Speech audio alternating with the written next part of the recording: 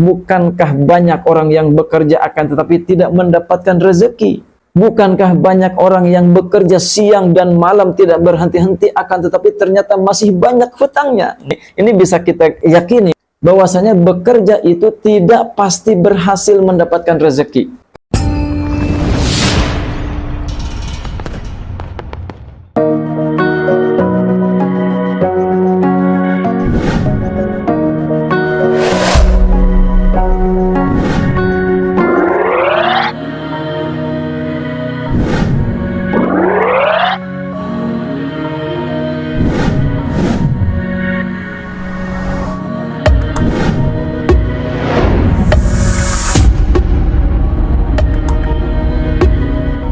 Assalamualaikum warahmatullahi wabarakatuh.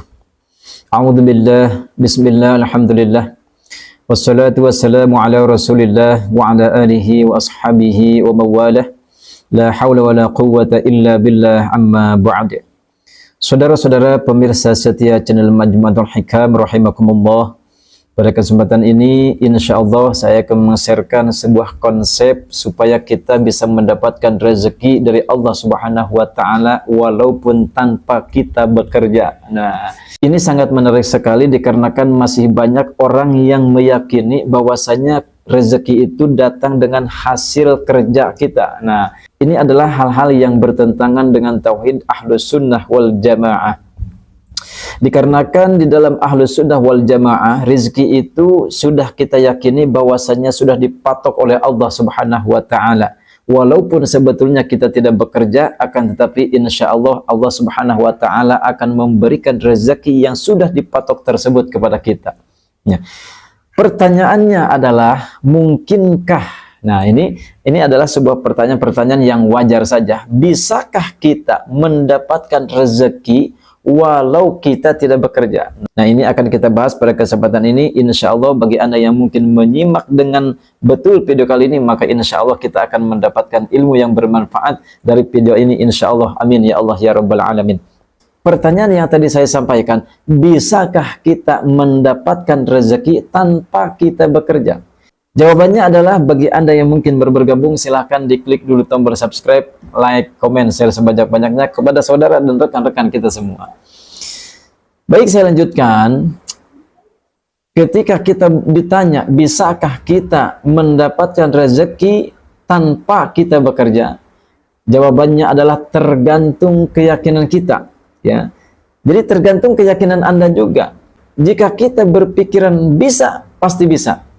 Akan tetapi apabila kita meyakini tidak mungkin bisa, maka tidak akan bisa, Pak. Ya, tidak akan bisa, Bu.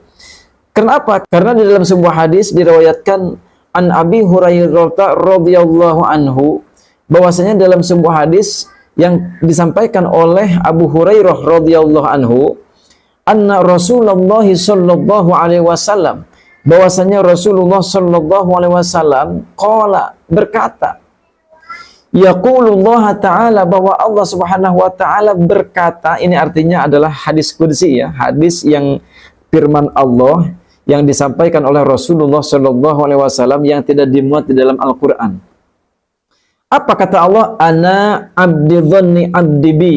Firman Allah Subhanahu wa ta'ala, aku sesuai prasangka hambaku. Nah, jadi ketika kita berprasangka baik kepada Allah bahwasanya kita akan mendapatkan rezeki walaupun kita tidak bekerja, nah ini maka insya Allah kita akan mendapatkan rezeki dari Allah Subhanahu wa taala. Akan tetapi apabila kita berprasangka kepada Allah bahwasanya kita tidak akan mendapatkan rezeki apabila kita tidak bekerja, maka rezeki itu pun tidak akan kita dapatkan. Dikarenakan apa? Prasangka kita kepada Allah belum begitu baik. Kita lebih berprasangka kita akan mendapatkan rezeki apabila kita bekerja.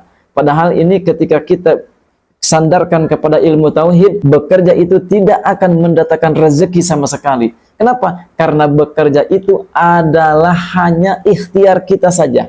Sedangkan yang namanya hasil itu adalah hak mutlak dari Allah Subhanahu wa taala. Sehingga berdasarkan ilmu tauhid yang khas, itu haram kita meyakini bahwa kerja kita akan mendapatkan hasil. Ini haram sebetulnya. Akan tetapi ilmu tauhid yang sesungguhnya kerja itu adalah hanya ikhtiar dan hasil adalah hak mutlak dari Allah Subhanahu wa taala. Bukankah banyak orang yang bekerja akan tetapi tidak mendapatkan rezeki? Bukankah banyak orang yang bekerja siang dan malam tidak berhenti-henti akan tetapi ternyata masih banyak hutangnya? Masya Allah. Ini bisa kita yakini bahwasanya bekerja itu tidak pasti berhasil mendapatkan rezeki. Karena rezeki itu adalah urusan Allah Subhanahu wa taala. Bekerja adalah kewajiban, akan tetapi hasil tetap kita pasrahkan kepada Allah Subhanahu wa taala. Bahkan di dalam sebuah nasihat yang disampaikan oleh Abah Guru Sekumpul, jika rezeki itu datang ketika kita bekerja siang dan malam dengan lamanya waktu, maka kata Abah Guru Sekumpul, maka yang akan menjadi seseorang yang kaya adalah orang yang bekerja di warung kopi. Dikarenakan apa? Dikarenakan warung kopi itu kerjanya 24 jam tanpa henti. Akan tetapi kita bisa saksikan bahwasanya orang yang bekerja di warung kopi ternyata tidak menjadi orang yang kaya. Ya, mungkin mereka sudah cukup akan tetapi belum kaya. Kemudian rezeki itu juga tidak disandarkan dengan kepintaran. Ya, orang yang pintar belum tentu juga dapat mendapatkan rezeki dari Allah Subhanahu wa taala. Kenapa? Karena rezeki itu tidak didasarkan juga kepintaran. Kalau sekiranya rezeki itu kita sandarkan kepada kepintaran, tentu tidak ada orang yang pintar jadi miskin. Nah, jadi pintar itu juga tidak selalu harus mendatangkan rezeki, tidak. Ya, mungkin profesor harus jadi orang yang terkaya, ternyata tidak. Ada juga profesor yang banyak hutangnya, ada juga yang profesor justru mungkin lebih sulit dari kita. Naudzubillah, tsumma naudzubillah dzalik. Juga rezeki itu datang bukan karena kerja keras. Kalau rezeki itu datang karena kerja keras, mungkin kuli bangunan, seorang tukang kuli bangunan mungkin akan lebih kaya dari seorang yang mungkin diam diri di rumah atau mungkin kerja di pabrik. Karena apa? Karena kerja kerasnya lebih keras dari orang-orang yang kerja-kerja biasa. Tapi ternyata orang-orang yang kerja di bangunan, kuli bangunan tidak menjadi orang yang terkaya di dunia ini. Atau mungkin jabatan bisa mendatangkan rezeki? Oh, tidak. Jabatan tidak bisa menjamin rezeki. Karena apa? Karena bisa kita saksikan ternyata berapa banyak orang yang justru mendapatkan jabatan tinggi, justru dimiskinkan oleh Allah Subhanahu wa taala karena hasil korupsi misalkan, akhirnya dimiskinkan oleh Allah Subhanahu wa taala. Naudzubillah tsumma naudzubillah.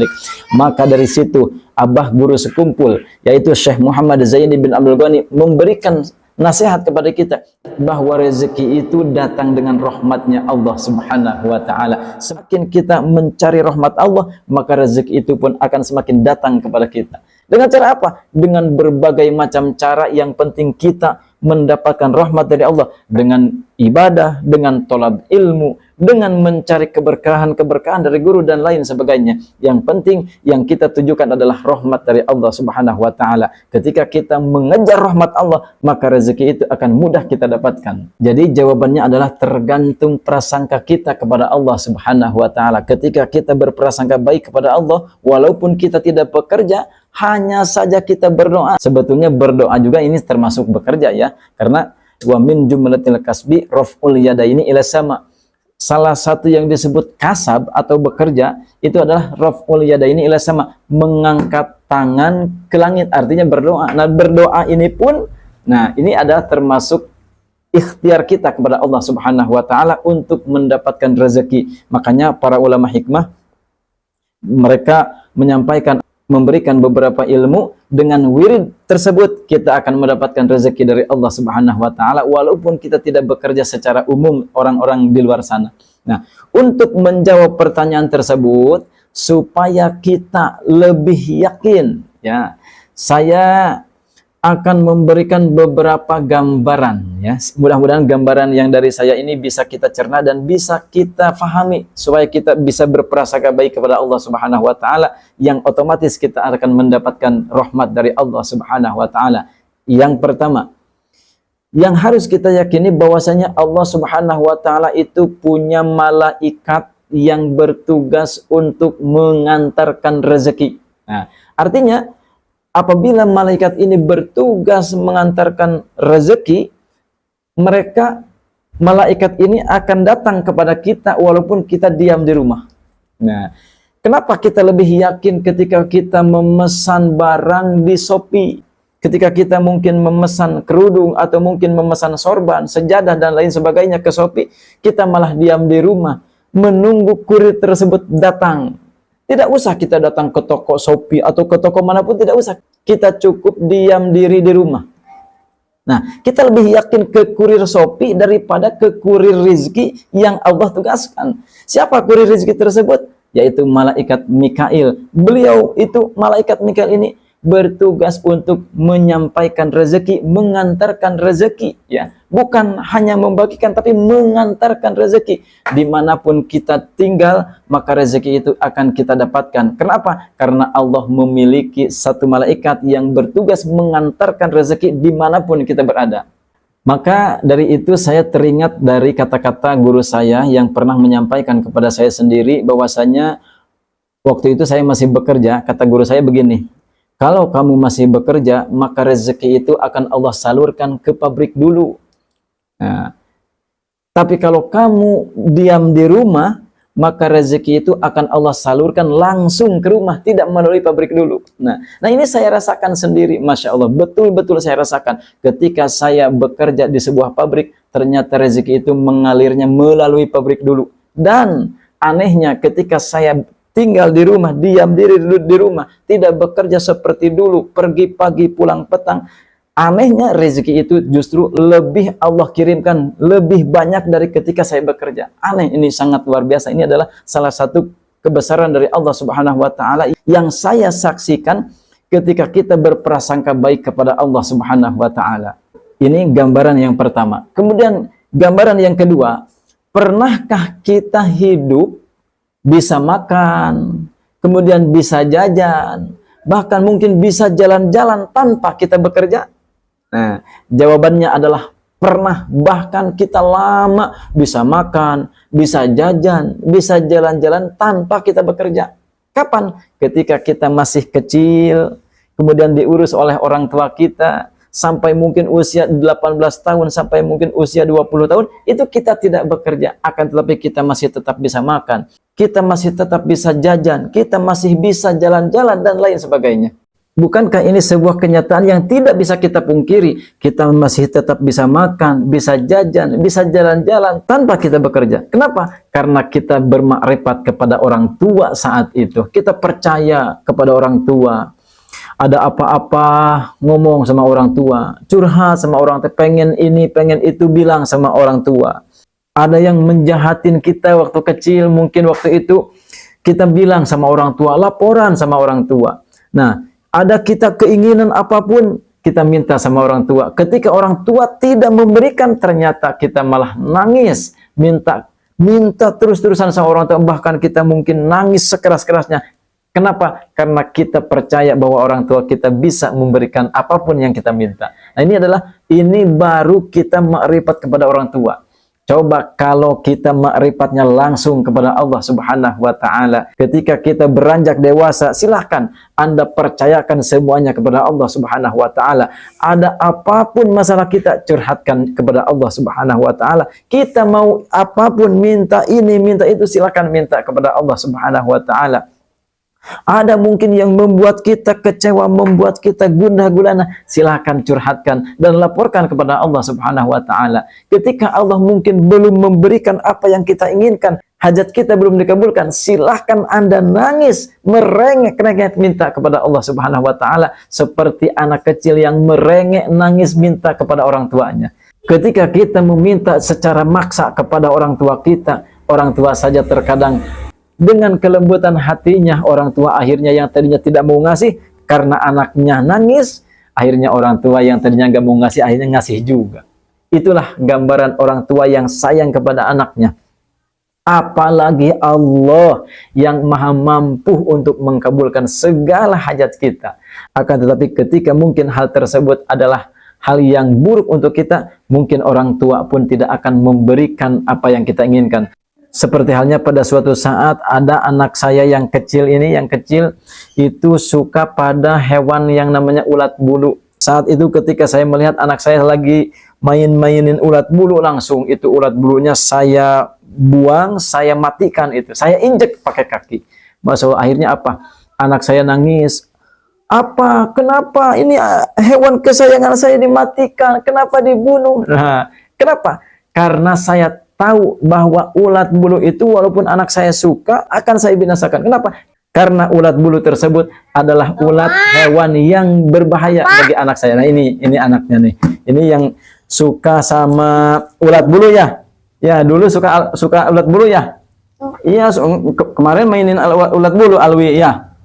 Iya, nggak boleh mainin ulat bulu lagi ya, karena itu berbahaya. Biar gak gatal-gatal ke sini nih. Ini ketika ulat bulunya tersebut saya buang, ini nangis. Katanya itu ulat bulu itu hewan kesukaan saya. Nah, sebagai orang tua yang menyayangi anak, tentunya ulat bulu tersebut jangan dibiarkan main, jangan dibiarkan dekat-dekat dengan anak saya. Itulah gambaran ketika kita meminta kepada Allah Subhanahu wa taala, kita menginginkan sesuatu akan tetapi Allah belum mengkabulkan, itu berarti ada sesuatu hal yang tidak baik untuk kita, makanya Allah tidak kabulkan. Begitulah kasih sayang seorang orang tua kepada anaknya, sehingga apabila ada sesuatu yang membahayakan, maka akan dijauhkan. Begitupun apalagi Allah Subhanahu wa taala yang Maha mengetahui segala sesuatu yang bahaya untuk kita, pasti akan Allah jauhkan dari kita. Ini ketika kita makrifat kepada orang tua.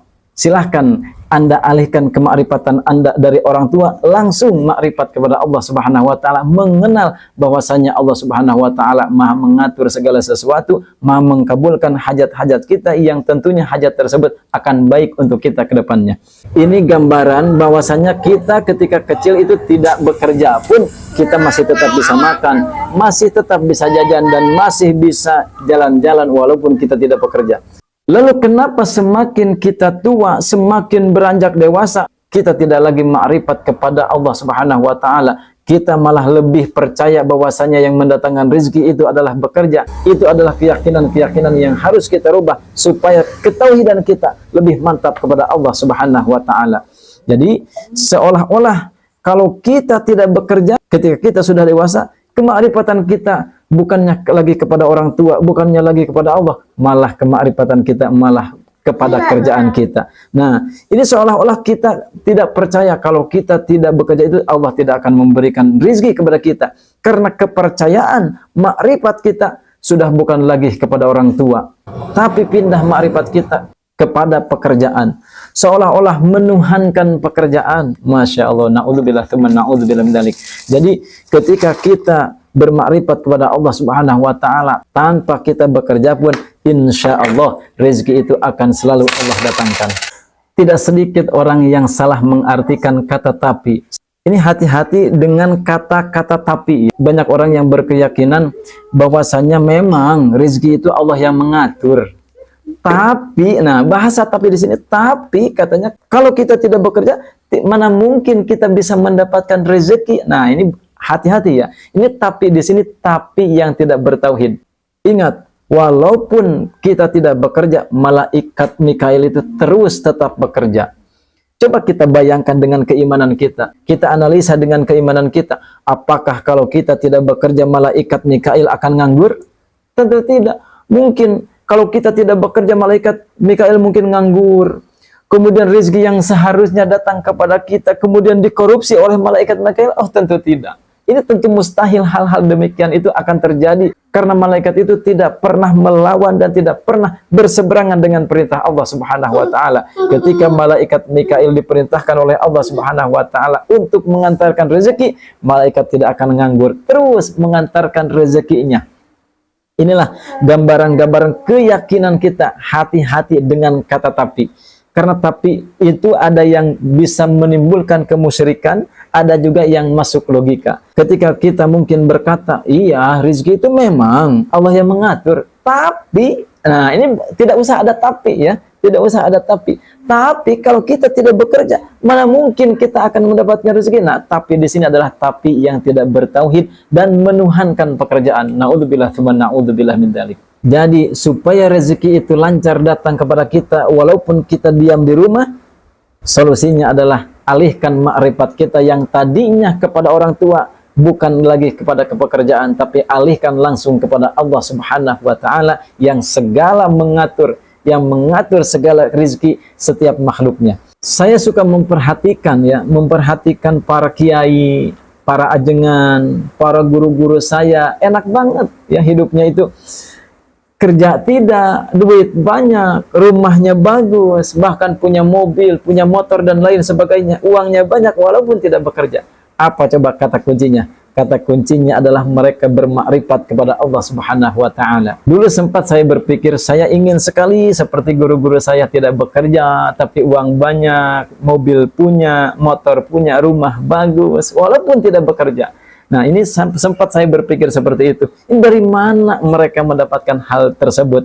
Ternyata mereka bisa ibadah tenang dikarenakan mungkin uang banyak, ya. Tidak bekerja, tidak dikejar-kejar bel. Karena kenapa? Mereka bisa beribadah dengan tenang. Kata kuncinya adalah bermakrifat kepada Allah Subhanahu wa taala.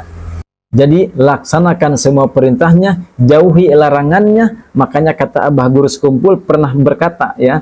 Kata Abah Guru Sekumpul, pernah saya dengar ceramah beliau dalam sebuah video, kata-katanya begini, tenang-tenang saja, pangkat di sisi Allah, harta di sisi Allah, beribadahlah kepada Allah, tenang-tenang saja. Kata Abah Guru Sekumpul begitu, pangkat di sisi Allah, harta di sisi Allah, beribadahlah kepada Allah, tenang-tenang saja. Kata Abah Guru seperti itu, subhanallah. Ini alhamdulillah dengan keberkahan beliau saya mempraktekkan apa yang beliau sampaikan. Alhamdulillah dengan izin Allah Subhanahu wa taala, rezeki ini semakin kita bermakrifat kepada Allah Subhanahu wa taala, maka semakin dikirimkan oleh Allah Subhanahu wa taala. Makanya dalam surah Yunus ayat 62 Allah Subhanahu wa taala berfirman, a'udzubillahi minasyaitonir rajim, bismillahirrahmanirrahim.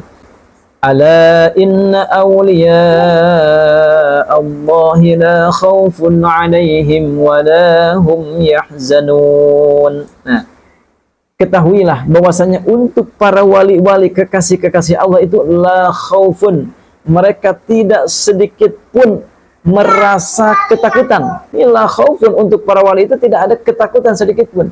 Coba kita lihat anak kecil. Kalau anak kecil ini dianggap oleh para wali, anak kecil itu adalah wali-walinya Allah, ya. Karena apa? Mereka itu tidak punya dosa.